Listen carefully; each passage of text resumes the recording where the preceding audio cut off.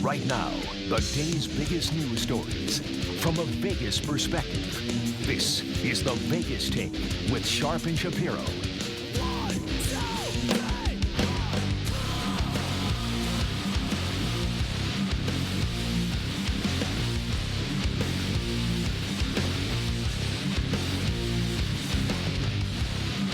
What's up, everybody? Good morning. It's your buddy Shapiro back at you. Sharp Shapiro, the Vegas Take on a Tuesday. So glad you could be with us, and we're excited because we are also broadcasting live, streaming on YouTube, which we will be doing now every day they're out. In case you can't tune us in on the radio, we'd like you to do that, but if you can't, you can also check us out live on YouTube. Chris Wynn also joining us in studio today. That's the Vegas Take YouTube page. Yes. Chris Wynn joining us in studio today as well, and I want to run down what we're going to be doing today. We're going to have a lot of fun, a lot of great guests, and some serious subjects, some fun topics. You know what we do on the Vegas Take. We mix it up, man. Little sports, little politics, little news from a Vegas perspective. Coming up here at the bottom of the hour, these really serious Getty fires. This is how serious these fires are in L.A. LeBron James tweeted out multiple times last night that he couldn't even find a place to stay with his family. This is a guy that's worth hundreds of millions of dollars. That's how serious these fires are. And Brian Ping from KNX Radio out there in L.A. will be joining us coming up at the bottom of the hour. A really crazy story of a Boston college student in a relationship with a man who took his own life, and now she's being charged with involuntary manslaughter for verbally abusing him for years. Wild story. We'll get to that coming up here at the bottom of the hour as well. Then coming up at 10, man, I love having this guy in studio because he's controversial, but he's also intelligent, well-spoken. Minister Stretch Sanders joining us in the 10 a.m. hour. We're going to talk a little bit about the homeless issue. Another story that came out, I'm from the neck of the woods of the UConn campus in Connecticut. A couple of students screaming out the N-word. And now they're in a lot of trouble. They could be expelled. We're going to talk to Stretch about that. And then Trump bringing up Jussie Smollett. We'll explain why he's doing that coming up in hour number 2. Hour number 3, I love this guy. He's been performing at the Luxor for years. One of the best comics around, and I've had him on before, and he's awesome. Carrot Top will be joining us in hour number 3. Really cool story. They have extended his contract, his residency, through 2025. Find me an act that gets a contract like that, or even a professional athlete for that matter.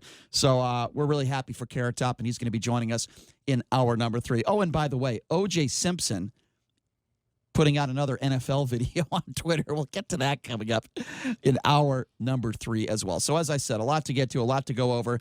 And, of course, House Democrats this morning are defending a decision to hold an impeachment inquiry vote, and there is some pretty interesting testimony that's taking place right now as we speak, and it involves somebody who happens to be a war hero who heard the actual phone call between the president of the United States and the Ukrainian president. So we will continue to update you on that. Of course, everybody on the right is trying to discredit him, even though he won the Purple Heart and he is a veteran and he is a hero. But of course, people on the right are trying to discredit him because that's what they do.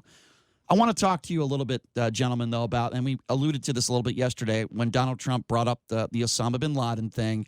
It's a good story for the country that they killed this ISIS leader. Doesn't mean that ISIS is dead. Doesn't mean that they're done. But it does mean that a leader who wants to kill innocent Americans is dead. And that's a good story for the country. It's a good story for the world.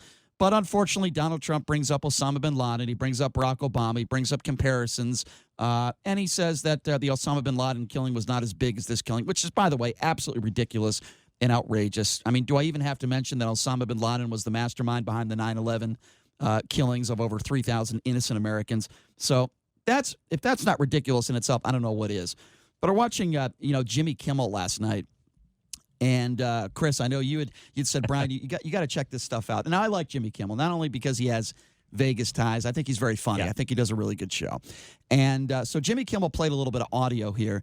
And by the way, this is very important to note. This is not doctored audio. This is the way Donald Trump handled the situation after the killing of this ISIS leader, and the difference in contrast to Barack Obama and the way he handled the killing of Osama bin Laden. So I want you to hear this audio.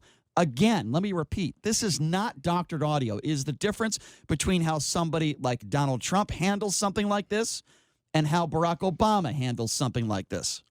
The United States has conducted an operation that killed Osama bin Laden. Abu Bakr al-Baghdadi is dead. The United States launched a targeted operation against that compound. They did a lot of shooting, and they did a lot of blasting, even not going through the front door. You know, you think you go through the door. If you're a normal person, you say, knock, knock, may I come in? Of course you After do. a firefight, they killed Osama bin Laden and took custody of his body. He died like a dog. But his death does not mark the end of our effort. A beautiful dog. A talented dog. We give thanks for the men who carried out this operation. And I don't get any credit for this, but that's okay. I never do. But here we are. May God bless you, and may God bless the United States of America. And I'm writing a book. I wrote 12 books. All did very well. Okay. First of all, that was absolutely hilarious. Again, that's not Dr. Audio. It shows that the president is an idiot. Okay, he's a moron. Something good happens, and he makes it all about himself. It shows that he's clearly A little self-centered, a little right? a little less polished than Barack Obama. See, but to me, this isn't just about being polished. It's about a formality. That's it. But to me, it's not about JD being polished or not, or being a good speaker. To me, it's not about that. It's about being selfish, being about yourself. Barack Obama took the time to thank the soldiers and those that were involved. Donald Trump is talking about his book. Donald Trump is doing comparing and contrasting. Barack Obama didn't bring up any other killings from the past. First of all, Brian, Barack Obama did about 1/10 of the soldier thanking that Donald Trump has done in his presidency. So that's not factually accurate. That Where do you come up? That is 100% accurate. Where absolutely? I would like to know where Donald you came up with that figure. Donald Trump Hold on a second. goes out of his way on a consistent basis to thank and to bring up soldiers that have done a good job for the United States JD, military. I've never seen Barack Obama did not do that on a consistent basis. I've never seen any but please continue. statistics as to whether or not Barack Obama congratulated soldiers more or less than President Donald Trump. There's been no documentation of that. No. I don't really know where that came from. That's like I don't know where you're coming up with that figure, but I can tell you right now that Barack Obama was a big supporter of our troops, and Barack Obama mentioned them on a regular basis. And to say that he only did it 1/10 of as much as Donald Trump, to me, is a gross assumption and not factually accurate. That is my estimation. It might be more like a fourth or a fifth. I mean, I don't know. I don't know where you're getting that from. Significantly You're less. switching it around now, though. Okay, well, number one, I don't know where you're getting that from. But I said about a tenth. Okay, well, let's get back to what we were talking about earlier in regards to the way, because I think the way Donald Trump has handled this is very substantial, because this is the way he handles really anything in his presidency. He makes it about him. He talks about how he's not getting enough credit. He promotes anything he's wanting to promote. In this case, his book that he wrote years ago. He lies. And what I mean by that is he said in his book that he talked about needed bin Laden to be killed, which is factually inaccurate. People went through his book in 2000. He didn't mention anything like that. So this is what this guy does. He lies. He makes it about himself. You know, this is what he does on a regular basis. And he shows no class. And what do I mean by no class? Whether you think the killing of Osama bin Laden was a bigger kill or not, to me is not even the issue here. The issue is, why even bring that up, and why compare another terrorist that was killed to this terrorist? Think about this for a second, gentlemen. And luckily, we're not in a position where we have to think like this. But imagine for a second, one of your family members, one of your loved ones, one of your close friends was killed in 9/11. They were killed in one of those Twin Tower buildings. Just imagine that for a second. I know it's a bad thing to think about, but just forgive me for 1 second. Think about that. And then you see the President of the United States, Donald Trump, bring up Osama bin Laden. And Donald Trump not only brings up Osama bin Laden, but diminishes the killing of Osama, saying that this kill was more important. As a family member to one of those that lost their lives many years ago, how would that make you feel? This has nothing to do with politics right now. I'm just, everyone listening, and you two gentlemen in studio right now, how would that make you feel? You lost one of your loved ones in the biggest terrorist attack in American history, and you have the President of the United States, the leader of the free world, diminishing the killing of Osama bin Laden, who was the mastermind behind 9/11. Make no mistake about it. Everybody knows that. This is a good story. One of the leaders of ISIS was killed. We're all happy to hear that. At least most of us should be happy to hear that. It's a good story for the world. But the president now is diminishing the killing of Osama bin Laden. Now, if you're one of those people that lost a loved one on 9/11, I ask both of you to be honest with this. How would that make you feel? Because I'll tell you how it would make me feel. I would be irate. I would be offended. I would be upset, and I would be embarrassed for the president. That's how I would feel. How would you guys feel? To be honest with you, Brian, I think that goes without saying, right? I mean, those are the natural reactions that a family member would have. But let me add a couple more aspects to this as well.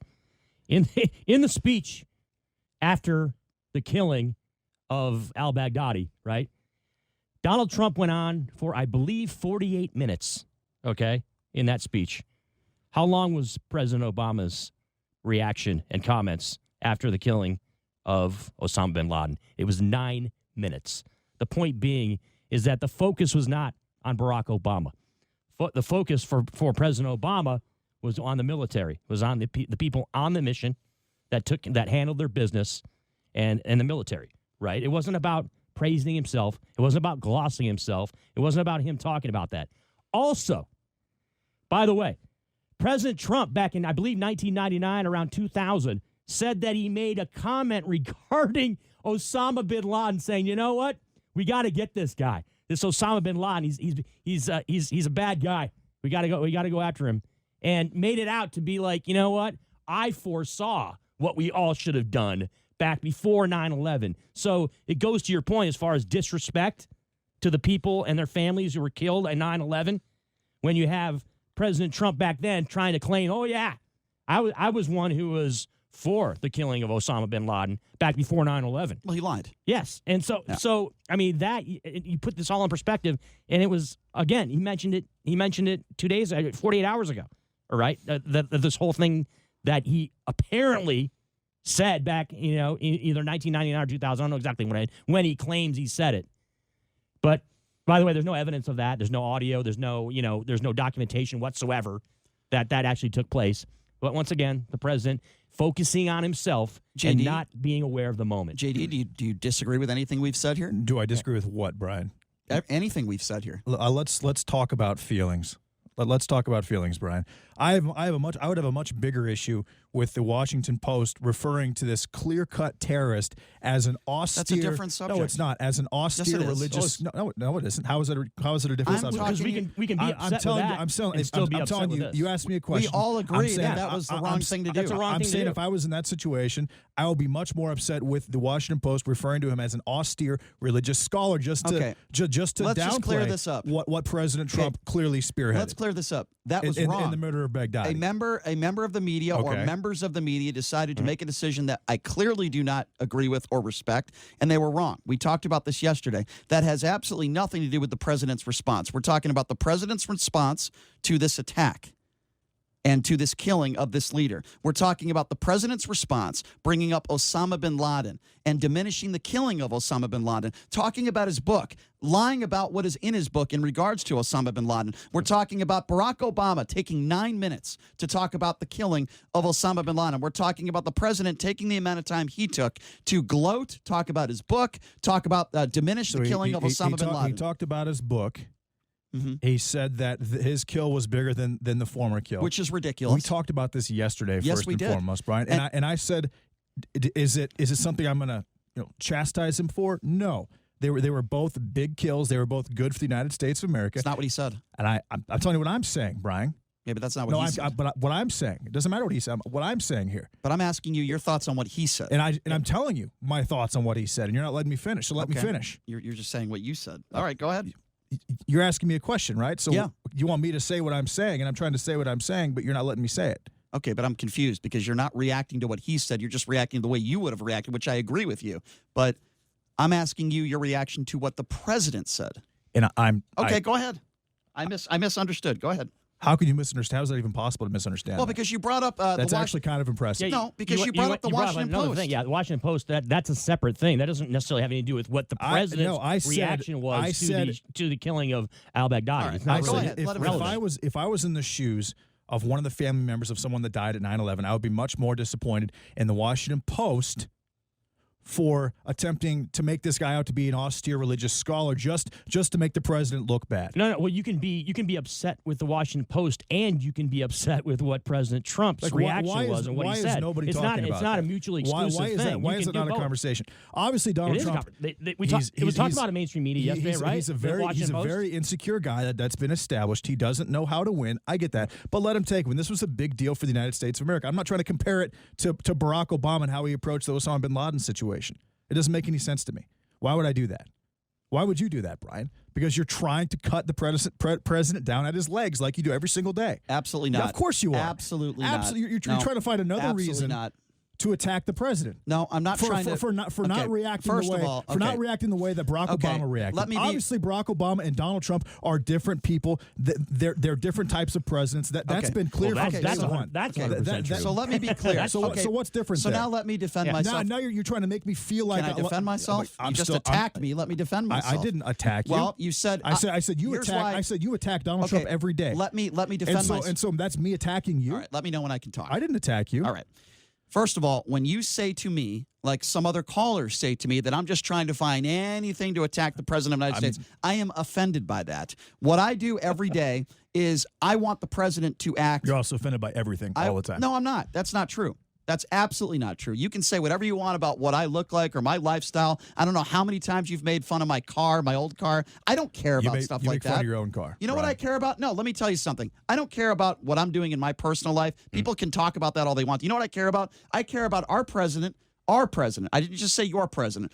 Our president of the United States of America conducting himself in a manner that makes the country look good, not look like garbage, not an embarrassment to the country. And when the president of the United States gets on a national stage, as he does all the time, and he embarrasses the country, he did it again the other day. And the reason why I say he did it again the other day is because he diminished the killing of the man that was responsible for 9/11. And that is an embarrassment today. And that's not me going out trying to just find something. I'm not just trying to find something to attack the president of the United States. That's not what I'm doing. You have some of the smartest people on the planet that follow politics for a living that are saying the exact same things that I'm saying, or at least very similar to it. If the president does listen, and I'm being honest with you right now, if he didn't bring up Osama bin Laden, if he didn't bring up his book, if he didn't make it about him, it would have ended with the segment yesterday where I said, this is a great thing. This is good for the country. It's good for the world. And by the way, I started the show yesterday talking about that because it's true.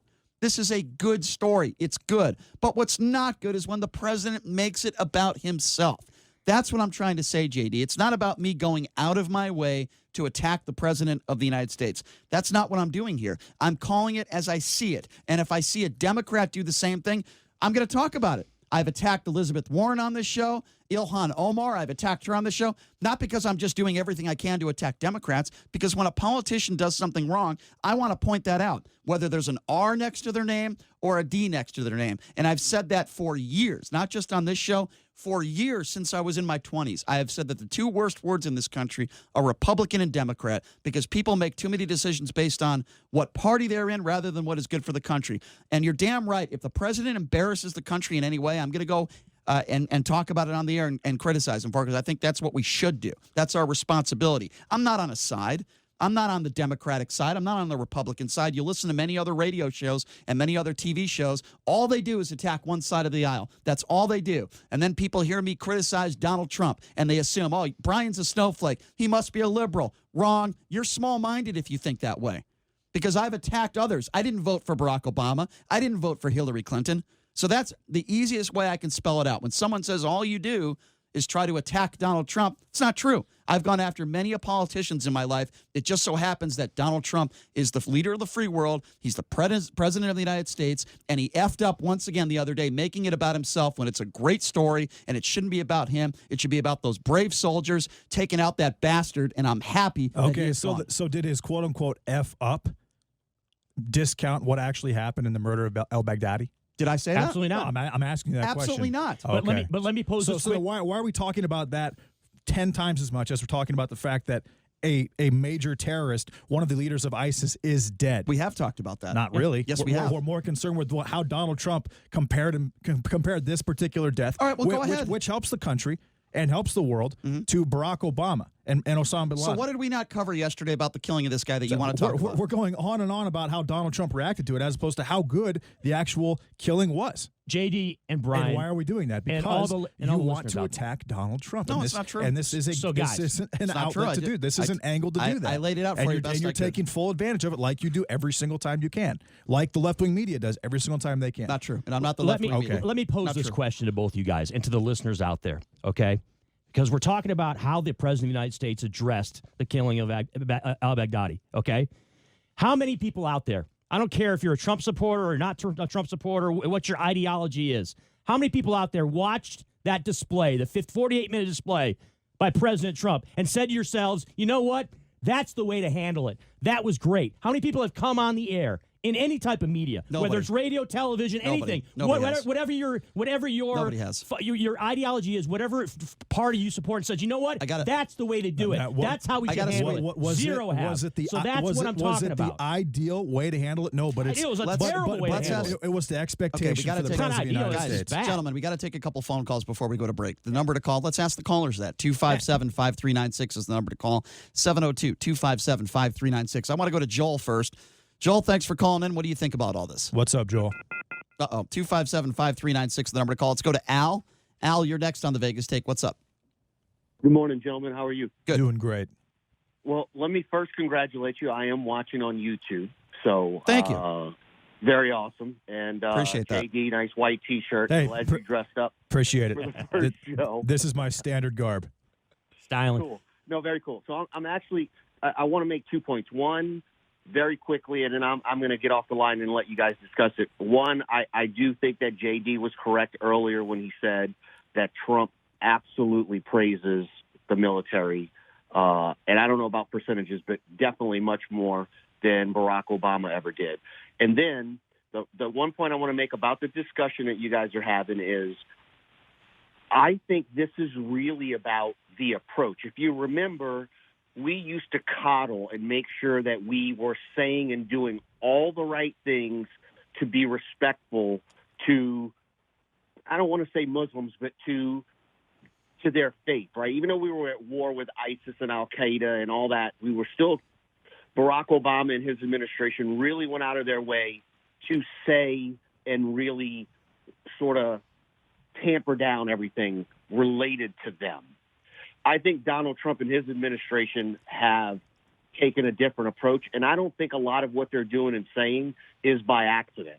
So I'll let you guys discuss it. I'll be curious to hear what your response is, and congratulations again.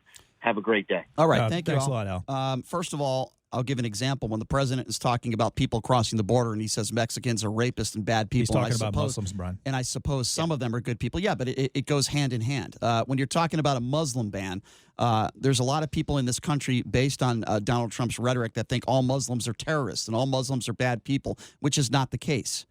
And I think you have to be very careful with what you say. I think that a lot of people think that if you're at an airport and there are X amount of Muslims there, that there's a chance that one of those Muslims is going to cause some type of problem. Well, I disagree with that. Let me clarify for you guys what he's talking about. I believe the caller, that there was a stereotype You there. guys are missing what the caller meant, though. The caller was talking about... We got 20 seconds and we got to go. I'll be very fast. Why okay? Obama caters to him. Well, you got to let me tell.